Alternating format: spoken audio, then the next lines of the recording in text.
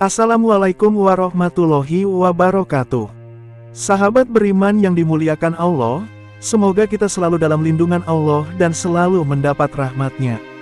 Di video kali ini, kita akan membahas kisah LGBT kaum Nabi Lut, diazab Allah karena suka sesama jenis. Kisah LGBT, lesbian, gay, biseksual, dan transgender kembali mencuat. Dalam ajaran Islam, LGBT atau suka sesama jenis sangat dilarang dan merupakan perbuatan keji yang dosanya sangat besar. Menurut Ketua MUI Bidang Dakwah dan Ukhuwah, Kiai Haji Kholil Nafis, Islam telah mengharamkan dan mengutuk perbuatan LGBT. Kholil menilai, LGBT merupakan sebuah ketidaknormalan. Oleh karena itu, sepatutnya LGBT tidak boleh dibiarkan begitu saja, apalagi dengan dalih toleransi. LGBT memang bukan hal baru. Jauh sebelumnya, sudah ada kisah LGBT pada zaman Nabi Lut alaihi salam. Nabi Lut merupakan putra Ibnu Haran Ibnu Azar, yaitu anak saudara lelaki Nabi Ibrahim al-Khalil alaihi salam. Dia telah beriman bersama Nabi Ibrahim, dan hijrah ke tanah Syam bersamanya. Kemudian Allah mengutus Nabi Lut kepada kaum Sodom dan daerah-daerah sekitarnya, untuk menyeru mereka agar menyembah Allah Subhanahu wa Ta'ala, memerintahkan mengerjakan kebajikan, dan melarang mereka melakukan perbuatan mungkar. Kisah LGBT kaum Nabi Lut itu diabadikan dalam 3 surat Al-Quran. Di antaranya surat Al-A'raf ayat 80-81, surat Hud, dan surat Al-Hijr. Saat itu, kaum Sodom tenggelam di dalam perbuatan-perbuatan yang berdosa, hal-hal yang diharamkan, serta perbuatan fahisyah atau kerusakan. Mereka mengadakan sendiri, dan belum pernah dilakukan oleh seorang pun dari kalangan Bani Adam dan juga oleh lainnya, yaitu mendatangi jenis laki-laki, bukannya jenis perempuan, homoseks. Perbuatan ini merupakan suatu hal yang belum pernah dilakukan oleh Bani Adam, belum dikenal dan belum pernah terbetik dalam hati mereka, untuk melakukannya selain penduduk Sodom. Karena itulah, maka Nabi Lut mengatakan kepada kaumnya, seperti yang disitir oleh firman Allah Subhanahu wa Ta'ala. Yang artinya, mengapa kalian mengerjakan perbuatan fahisyah itu, yang belum pernah dikerjakan oleh seorang pun, di dunia ini, sebelum kalian. Sesungguhnya kalian mendatangi lelaki untuk melepaskan nafsu kalian, kepada mereka, bukan kepada wanita. Quran Surat Al-A'raf ayat 80-81. Nabi Lut mengatakan kepada kaumnya, jika perbuatan mereka melampaui batas dan suatu kebodohan, karena perbuatan seperti itu berarti menempatkan sesuatu bukan pada tempatnya. Kemudian Nabi Lut berkata kepada kaumnya, yang artinya, inilah putri-putriku, kawinilah mereka, jika kalian hendak berbuat secara halal. Quran Surat Al-Hijr, ayat 71. Nabi Lut memberikan petunjuk kepada mereka, untuk mengawini putri-putrinya. Tetapi mereka merasa keberatan dan beralasan tidak menginginkannya.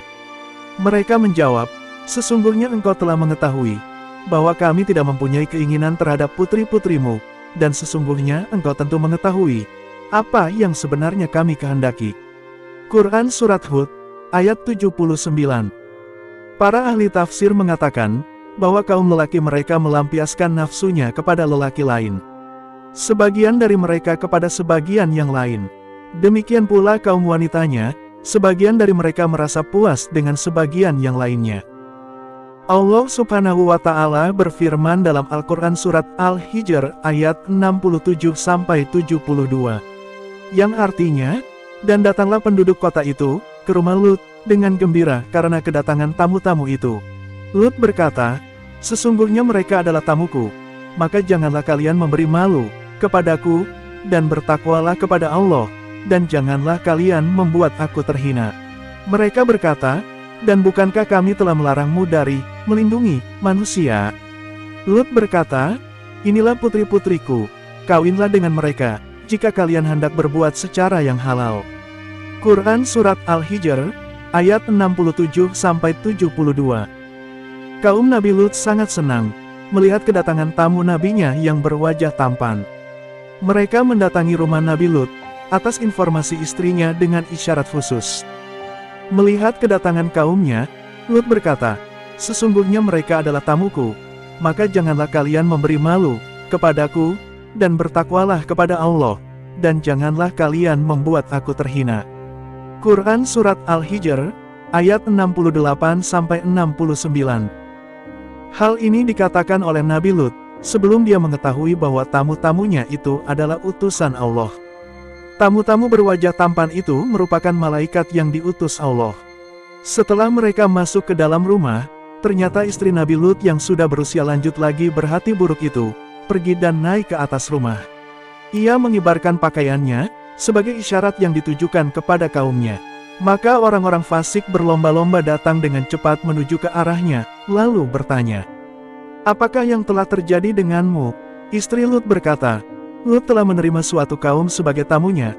Aku belum pernah melihat wajah yang setampan mereka, dan belum pernah mencium bau yang sewangi bau mereka." Maka mereka bersegera menuju pintu rumah Nabi Lut. Lalu Nabi Lut menutup pintu rumahnya, dan menahan mereka dari dalam, sedangkan mereka mendorong pintu dari luar.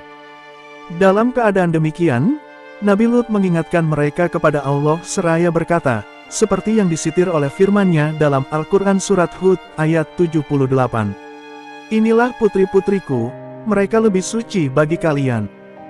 Maka malaikat Jibril bangkit dan menyumbat pintu itu, lalu ia meminta izin kepada Tuhannya untuk menyiksa mereka. Maka Allah mengizinkannya. Lalu Jibril bangkit dan berubah wujud seperti aslinya di langit, kemudian membeberkan kedua sayapnya. Jibril mempunyai 2 buah sayap, dan pada sayapnya, terdapat kain selendang yang terbuat dari mutiara yang dianyam. Malaikat Jibril mempunyai gigi seri yang berkilauan, keningnya lebar lagi bercahaya, sedangkan rambut kepalanya ikal bergelombang, berwarna mutiara yang sangat putih seperti salju, dan kedua kakinya berwarna kehijau-hijauan. Lalu ia berkata, "Hai Lut, sesungguhnya kami adalah utusan-utusan Tuhanmu, sekali-kali mereka tidak akan dapat mengganggu kamu. Pergilah kamu, hai Lut, menjauhlah dari pintu itu, dan biarkanlah aku menghadapi mereka." Maka Lut menjauh dari pintu, lalu malaikat Jibril keluar menghadapi mereka dan merentangkan sayapnya. Jibril memukul wajah mereka dengan sayapnya, dengan pukulan yang membuat mata mereka tidak dapat melihat, sehingga mereka menjadi buta, tidak dapat melihat jalan. Kemudian Lut diperintahkan untuk pergi bersama keluarganya pada malam itu juga. Sebab itu, pergilah dengan membawa keluarga dan pengikut-pengikut kamu di akhir malam. Seperti yang disitir oleh firman-Nya dalam Al-Quran Surat Hud, ayat 81. Kemudian kami selamatkan dia dan pengikut-pengikutnya, kecuali istrinya, dia termasuk orang-orang yang tertinggal atau dibinasakan. Dan kami turunkan kepada mereka hujan, batu, maka perhatikanlah, bagaimana kesudahan orang-orang yang berdosa itu. Allah Subhanahu wa Ta'ala berfirman, "Kami selamatkan Lut bersama keluarganya, dan tidak ada seorang pun dari kaumnya yang beriman, selain keluarga dan ahli baitnya sendiri, kecuali istri Nabi Lut sendiri. Karena sesungguhnya, dia tidak beriman kepadanya, bahkan dia tetap berpegang kepada agama kaumnya. Dialah yang memberikan informasi, dan memberitahukan kepada kaumnya, perihal tamu-tamu yang datang kepada Nabi Lut dengan bahasa isyarat yang hanya dimengerti oleh mereka. Karena itu, ketika Nabi Lut diperintahkan agar memberangkatkan keluarganya di malam hari, Allah memberitahukan kepadanya, bahwa janganlah Lut memberitahukan keberangkatannya kepada istrinya. Dan janganlah membawa serta istrinya keluar dari negeri itu. Setelah Nabi Lut dan pengikutnya yang beriman keluar dari kota Sodom, Allah menurunkan azabnya, dengan menjatuhkan batu-batu besar dari langit, dan menjungkir balikan kota itu. Sebelumnya, azab tersebut diawali dengan suara keras yang mengguntur, ketika matahari akan terbit. Setelah itu, mereka dihujani dengan batu dari tanah yang keras. Sahabat yang dirahmati Allah, itulah kisah LGBT kaum Nabi Lut, diazab Allah karena suka sesama jenis. Semoga video ini bisa menambah keimanan kita kepada Allah Subhanahu wa Ta'ala. Wassalamualaikum warahmatullahi wabarakatuh.